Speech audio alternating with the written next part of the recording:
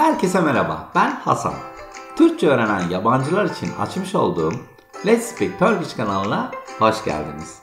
Bu kanalda 2 haftada bir sizler için seçmiş olduğum farklı konularla alakalı podcastler hazırlıyorum.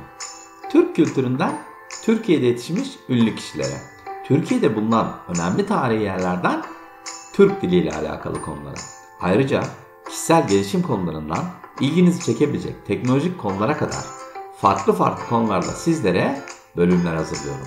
Amacım Türkçe olarak dinlediğiniz bir konuda anlama kapasitenizi arttırmak ve kelime dağarcığınızı zenginleştirmek.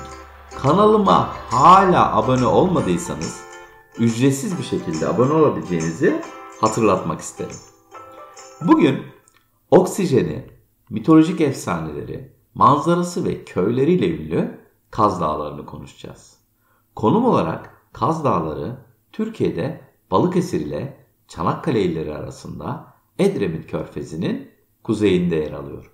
Öncelikle Kaz Dağları hakkında bilinen efsanelerden bahsedeceğim. Sonrasında Kaz Dağları ve Hasanboğuldu efsanesinden bahsedeceğim. Son olarak da bu civarda gezilecek yerler hakkında bazı bilgiler paylaşıp bölümü tamamlamayı planlıyorum.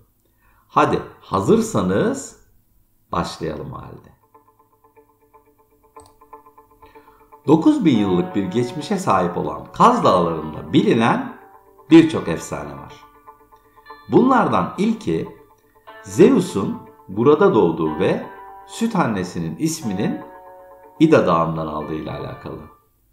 Bu arada Kaz Dağları'nın bir diğer ismi de İda Dağları'dır. Ayrıca Zeus'un burada Hera ile evlendiğinden bahsedilir. Bir diğer efsaneye göre ise bir seferinde Tetis ve Peleus'un düğün törenleri vardır. Bu düğün törenine karmaşa tanrıçası Eris çağrılmaz. Bunun üzerine Eris düğün alanına bir altın elma bırakır. Üzerinde ise bu elma en güzel olan için yazılıdır. Bunun üzerine İda Dağı'nda bir güzellik yarışması düzenlenir. Yarışmaya Hera, Afrodit ve Athena katılır. Zeus'a en güzel kim diye sorulur. Zeus ise tanrıçaların öfkesinden korktuğundan bu nedenle bu görevi ölümlü olan Paris'e verir.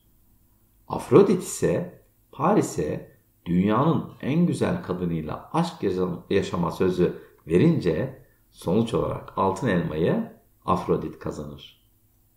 Paris demişken ayrıca bir başka efsaneye göre Paris'in öz babası tarafından terk edildiğinden bahsedilir.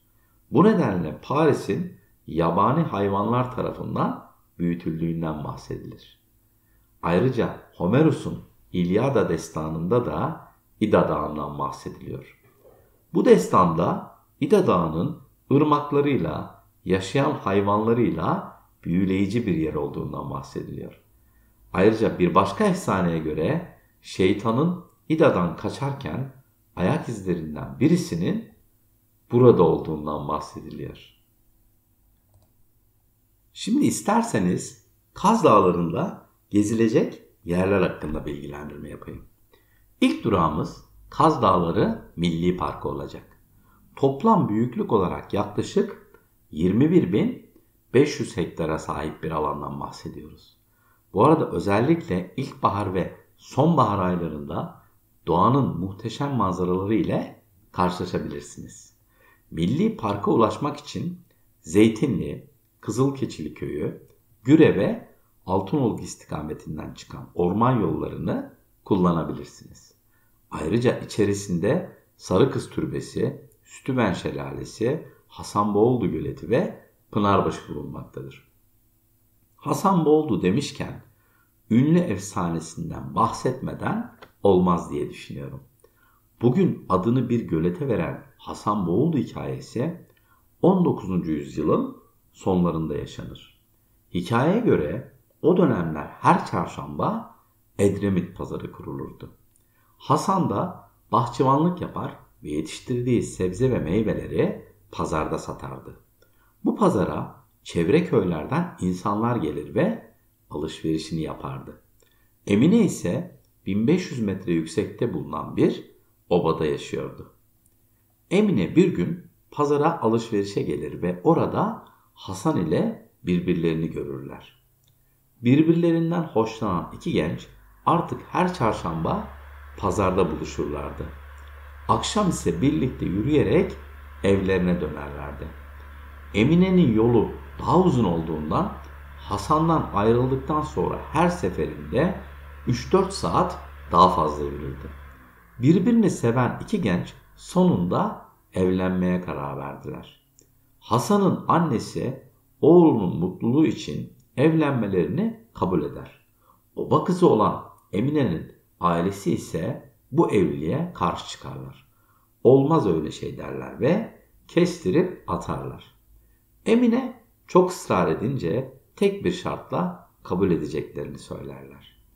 Oba geleneğine göre Hasan'ın 40 okka tuzu şehirden obaya kadar sırtında taşıması gerekmektedir. Hasan başka çaresi olmadığından ve Emine'yi çok sevdiğinden teklifi kabul eder. Emine ile birlikte yola çıkarlar. Hasan sürekli bahçıvanlık yaptığından bu büyük yükü taşımaya pek de hazır değildir aslında. Yorulmaya başlar. Sütüben şelalesine vardıklarında yol dere içerisinden devam etmektedir. Sıcak havanın da etkisiyle sırtındaki tuz Hasan'ın sırtını yakmaya başlar. Artık dayanacak gücü kalmaz Hasan'ın. Gökbüvete geldiklerinde Hasan yere düşer. Emine'ye yalvarır. Hadi gidelim buralardan der. Emine ise Hasan'ın yalvarmalarına aldırmaz. Çuvalı sırtına alır ve yoluna devam eder. Obaya varmıştır Emine artık. Ama Hasan'ın sesi sürekli kulaklarında çınlamaktadır. Pişman olur ve oraya geri dönmek ister. Hava şartları bozulmuştur ve yağmur başlar. Ailesi Emine'ye izin vermez. Sabah olunca Emine Hasan'ı bıraktığı yere geri döner. Ama maalesef Hasan'ı orada bulamaz. Hasan'ın annesinin yanına Edremit'e gider. Hasan orada da yoktur. Günlerce Mecnun gibi oradan oraya dolanır durur. Ve günler sonra Hasan'ın yırtılan gömleğini bulur. Çılgına dönen Emine, Hasan'ım sana geliyorum diyerek kendini oradaki çınar ağacına asar. O günden sonra göletin adı Hasan oldu ve çınarın adı ise Emine Çınarı olarak bilinir. Çok hüzünlü bir hikaye. Öyle değil mi? Bu hüzünlü hikayeden sonra Kaz Dağları ve civarındaki gezilecek önemli yerler hakkında bilgilendirmeye devam edeyim isterseniz. Şimdiki durağımız Şahindere Kanyonu. Doğa ile baş başa kalmak ve huzurlu bir ortamda zaman geçirmek isteyenler için mükemmel bir yer. Doğal güzellikleri, aktiviteleri ve eşsiz manzarası ile ziyaretçilerine unutulmaz deneyimler sunar. Burada yürüyüş ve trekking aktiviteleri yapabilirsiniz. Parkurlar genellikle belirli işaretlerle belirtilmiştir. Ayrıca kampçılar için de kanyon çevresinde kamp alanları bulunur. Özellikle yaz aylarında aşırı sıcaktan bunaldım diyorsanız Şahin Deresi'nin serin sularında serinleyebilirsiniz. Son olarak bir hatırlatma daha. Kanyonun sunduğu doğal güzellikler fotoğrafçılar için çok sayıda kompozisyon fırsatı sunar. Gelelim Cam Teras'a. Edremit Cam Teras, Balıkesir'in Edremit ilçesinde yer alan ve ziyaretçilere Kaz Dağları'nın muhteşem manzaralarını sunan popüler bir turistik noktadır. Bu cam teras doğayla iç içe olmanın yanı sıra heyecan verici bir deneyim sunar. Ziyaretçiler camın üzerinden yürüyerek yükseklik deneyimi yaşar ve altlarındaki manzarayı net bir şekilde görür. Ayrıca Kaz Dağları'nda gezilebilecek bazı önemli köyler de bulunur. Şimdi sizlere bunlardan en popüleri olan Adatepe Köyü'nden bahsetmek istiyorum. Adatepe Köyü aslında Kurtuluş Savaşı öncesi Rumların ve Türklerin birlikte yaşadığı bir yermiş. Kurtuluş Savaşı sonrası öncelikle Rumlar mübadele ile ayrılmış. Sonrasında buraya Girit ve Midilli'den Türkler gelmiş. Zamanla iyice azalan köy nüfusu 1960'larda adeta hayalet bir köy haline gelmiş. Devamında 1980'li yıllar sonrasında şehir hayatından sıkılan bir grup insan tarafından tekrar keşfedilmiş. Oradaki evler restore edilerek köyün tekrar bir yaşam alanına dönüşmesi sağlamışlar. Buraya gelirseniz otantik köy sokaklarını mutlaka turlamalısınız. Ayrıca taş mektebe uğramayı unutmazsanız çok iyi olur. Çok gezdim ve birazcık yoruldum diyorsanız köy kahvesinde demli bir çay içmeden ayrılmayın derim. İçeceğiniz bu çay yorgunluğunuza da çok iyi gelecektir. Adatepe köyüne çok yakın olan ve mutlaka görmeniz gereken bir başka nokta ise Zeus altarı. Artık çayımı da içtim ve enerjimi topladım diyorsanız yaklaşık 10-15 dakika arası yürüyüş mesafesinde olan Zeus altarına yürüyerek ulaşabilirsiniz. Kuş cıvıltıları ve böcek sesleri arasında yapacağınız bu yürüyüş sonrası hazır olun. Çünkü inanılmaz bir manzara ile karşılaşacaksınız. Adeta Edremit Körfezi, Ayvalık Adaları ve Midilli Adası ayaklarınızın altında gibi hissedeceksiniz.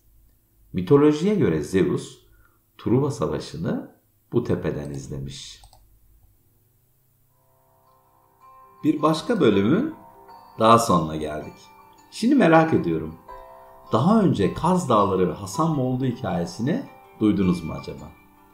Siz Emine'nin yerinde olsaydınız Hasan'ı orada bırakır mıydınız acaba? Bu arada ben de son senelerde Edremit Körfezi'nde özellikle yaz aylarında bulunan birisi olarak bölgede en favori mekanlarından biri Zeus altarı ve diğeri de Adatepe köyü. Bu anlattıklarımdan sonra sizlerin en favori mekanı hangisi acaba? İşte tüm bu soruların cevapları ve kendi görüşleriniz için sizleri yorumlar kısmında bekliyorum. Ayrıca eğer kanalıma abone olursanız toplam 70 civarı birbirinden farklı konuda yapmış olduğum podcastleri dinleyebilirsiniz. Ayrıca bölümün sonunda transkripte ve önemli kelimelerin açıklamasına da ulaşabilirsiniz. Podcastlerin hemen hemen hepsinde Türkçe altyazı bulunduğunu da hatırlatmak isterim. Ayrıca Türkçe hariç toplam 8 dilde altyazıya ulaşabilirsiniz.